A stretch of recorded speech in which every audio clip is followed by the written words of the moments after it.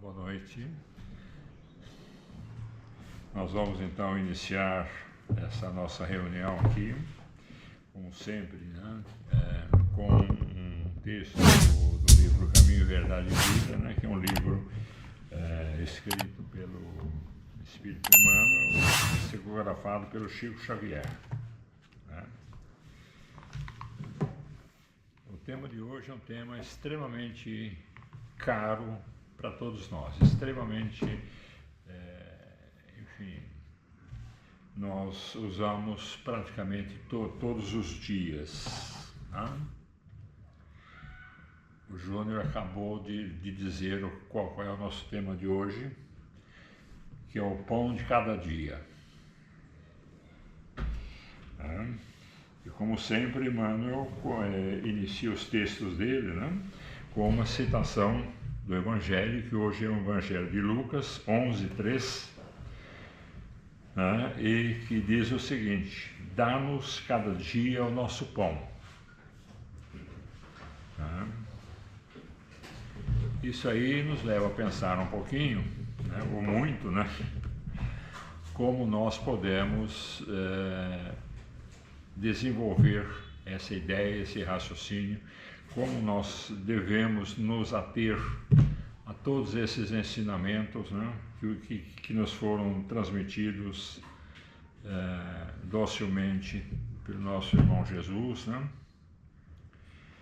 E inicialmente, né, Emmanuel aborda um princípio que é muito comum entre todos nós, né, que nós, de uma maneira geral, né, todos nós, as pessoas que estamos encarnados aqui, né, nós nos colocamos em primeiro lugar, sempre na frente. Nós fazemos isso, nós fazemos aquilo, e nós ganhamos o nosso sustento diário, e o pão nosso aqui não quer dizer apenas o alimento material, né? É onde nós vivemos, com quem nós vivemos, a nossa forma de viver, né? Tudo isso faz parte dessa mensagem de Cristo, né? Ou seja, é o pão nosso de cada dia. Né? E é muito comum que cada um de nós pensemos ou ajamos, né, como se tudo dependesse da gente. Né? E Emmanuel, aqui no texto, que ele vem dizer que não é bem assim, né? Que nós somos os agentes executores das vontades divinas. E isto é exige um pouco mais de pensamento, de raciocínio, de desenvolvimento para nós aceitarmos isso. Né? Evidentemente, nós temos um texto que cabe aí, enfim, para um bom orador, um bom tempo, né? Mas que nós vamos procurar transmitir algumas ideias aqui, né? Como nós sabemos, né, apenas um pouquinho só de história, né? O Novo Testamento, né? Ele foi, vamos dizer, compilado, ele foi escrito, enfim, os textos são de 4 autores, né, que foram reconhecidos pela Igreja Católica. Né? Nós temos Mateus, temos Marcos, temos João e temos Lucas. Né?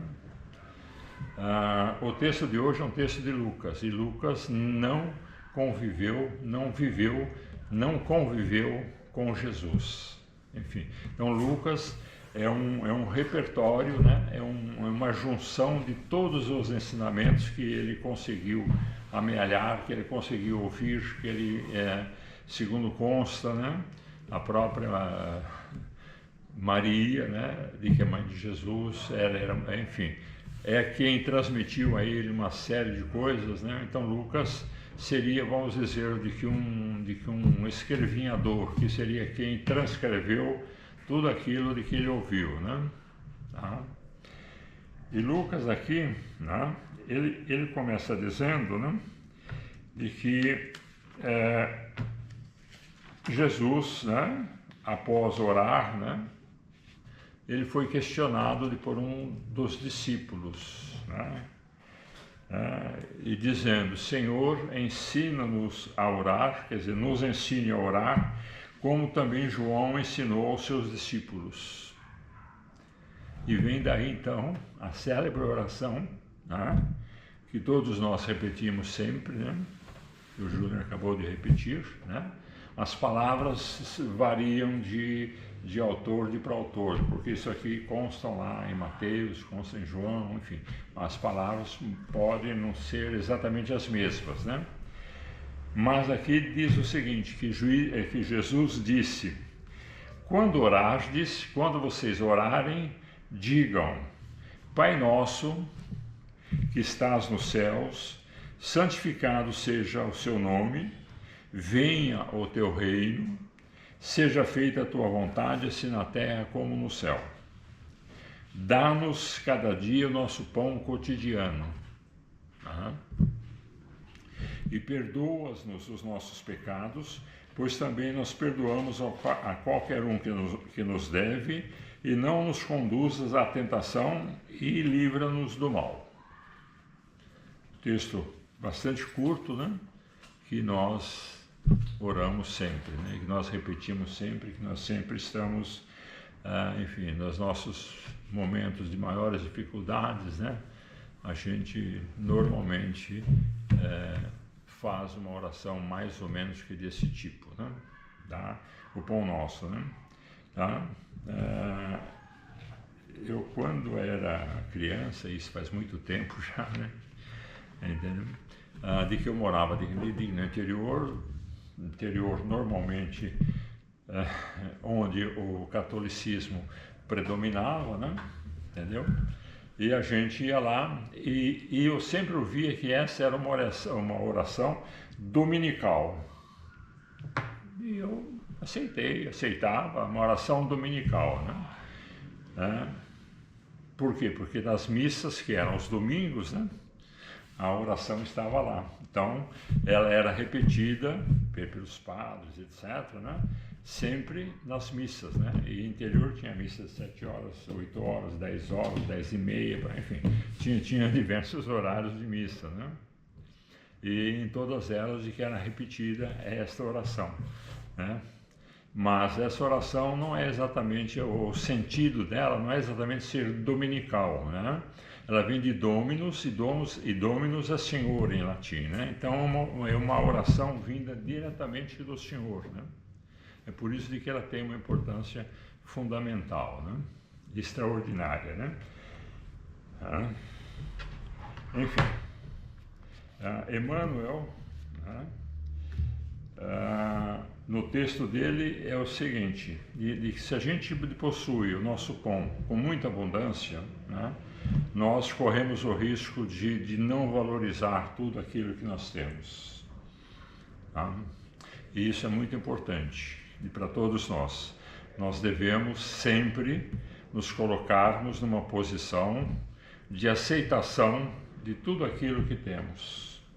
Evidentemente não podemos ser passivos e achar não está tudo bem e está tudo bem. Não, nós temos que aceitar a nossa posição daquele momento, né?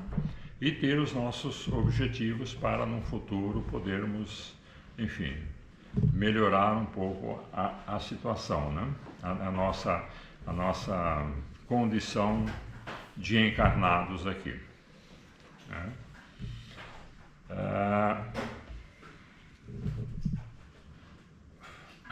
Emmanuel diz o seguinte, que a fim de realizar o aprimoramento próprio, as criaturas deveriam entender melhor a vida, integrando-se em suas responsabilidades individuais nos trabalhos de que lhes competem. Ou seja, é isso que nós hoje temos uma determinada atividade, então vamos exercê-la com muita dignidade e com muita responsabilidade, porque esse é o nosso estágio atual.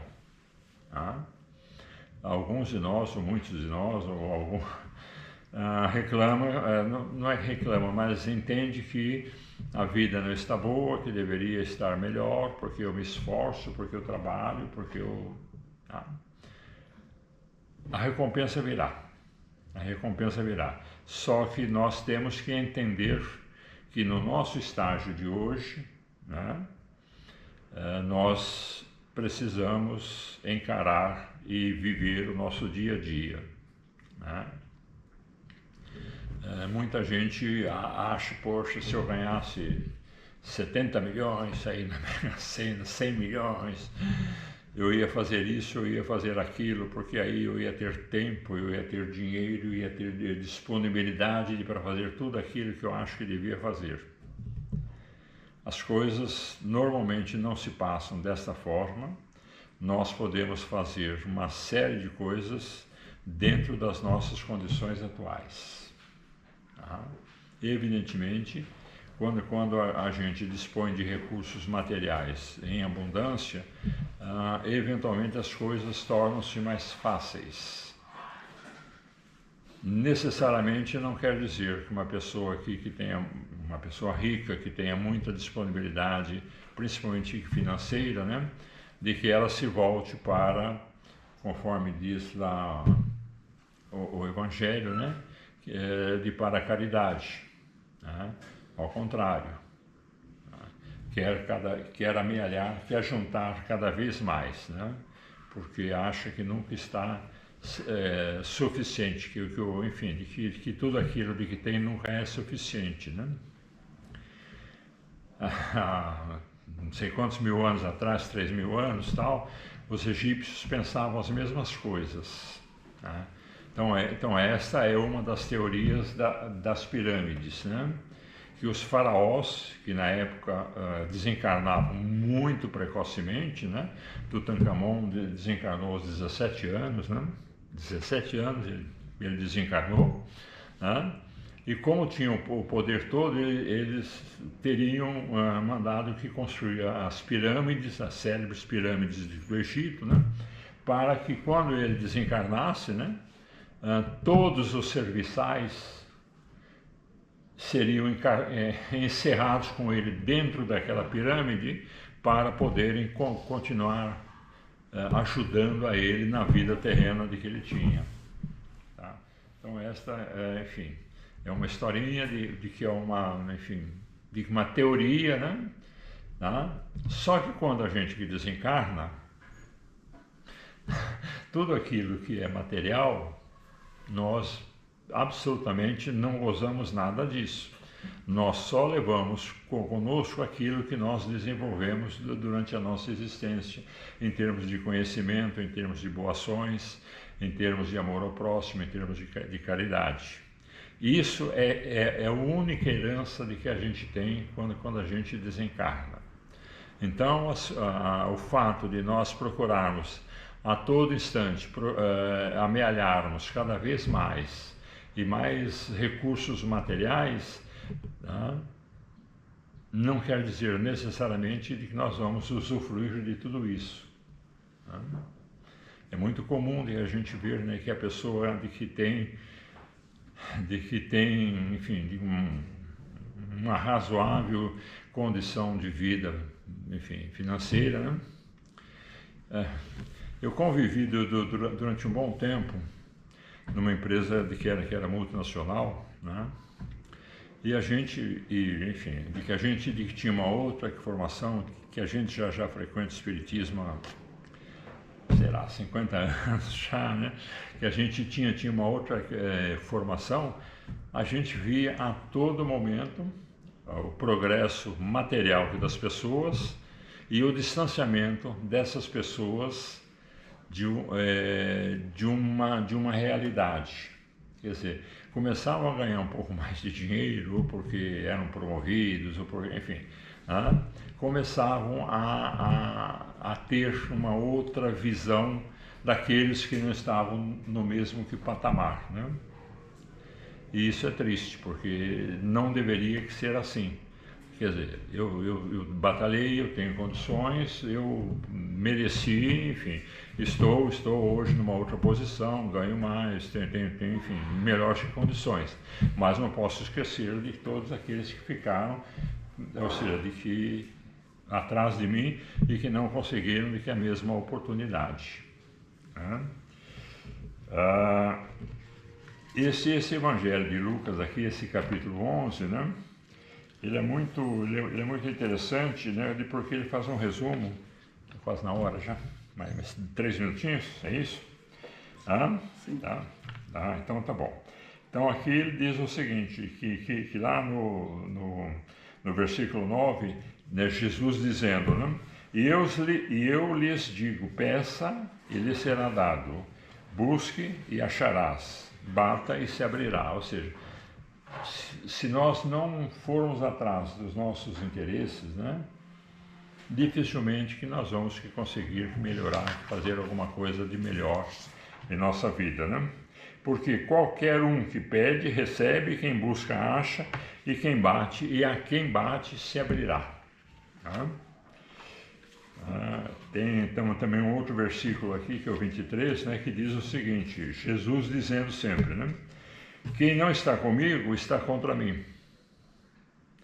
E quem comigo não ajunta, ou seja, que quem não está junto comigo, espalha. Quer dizer, nós temos que estar sempre, então, focados em Jesus, nos seus ensinamentos, né? Enfim, e por aí a coisa vai em frente, né?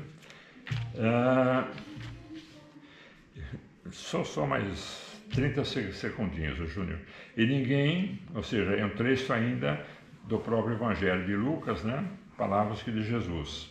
E ninguém acendendo uma candeia que é uma lamparina, né? Entendeu?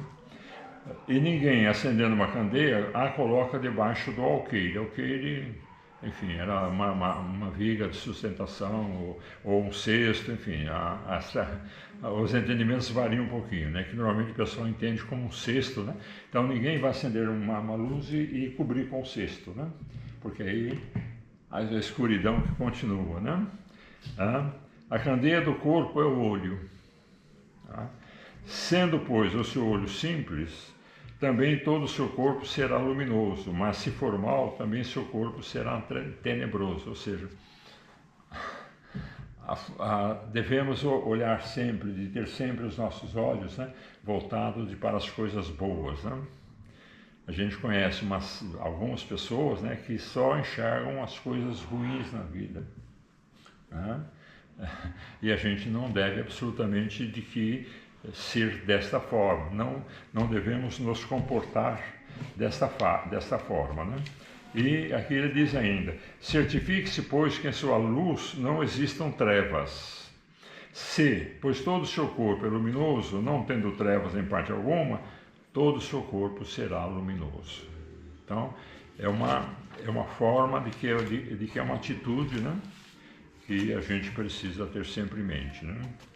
O olhar, o tratar, a lhaneza, a delicadeza, né, no trato com as pessoas é que nos conduz cada vez mais a um progresso espiritual, mental, intelectual, que é a única coisa que nós vamos levar conosco quando desencarnarmos e quando reencarnarmos também depois. Ok, muito obrigado.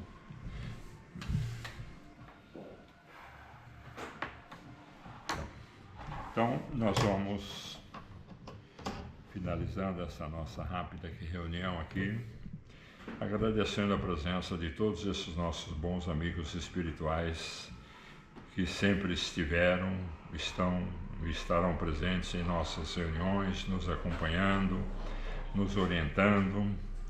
Vamos endereçando um pedido especial a todos os nossos anjos guardiões, aos nossos anjos da guarda, para que eles possam estar sempre alertas, e eles estão para as nossas necessidades, para os nossos desejos e para tudo aquilo de que possa vir nos beneficiar. Vamos agradecendo também ao nosso bom irmão Jesus por tudo aquilo de que ele nos transmitiu, por tudo aquilo que ele permite que nos aconteça em nossa vida diária. Nós vamos então dizer o nosso muito obrigado, que Deus nos acompanhe, que esteja sempre conosco, hoje e sempre. Muito obrigado.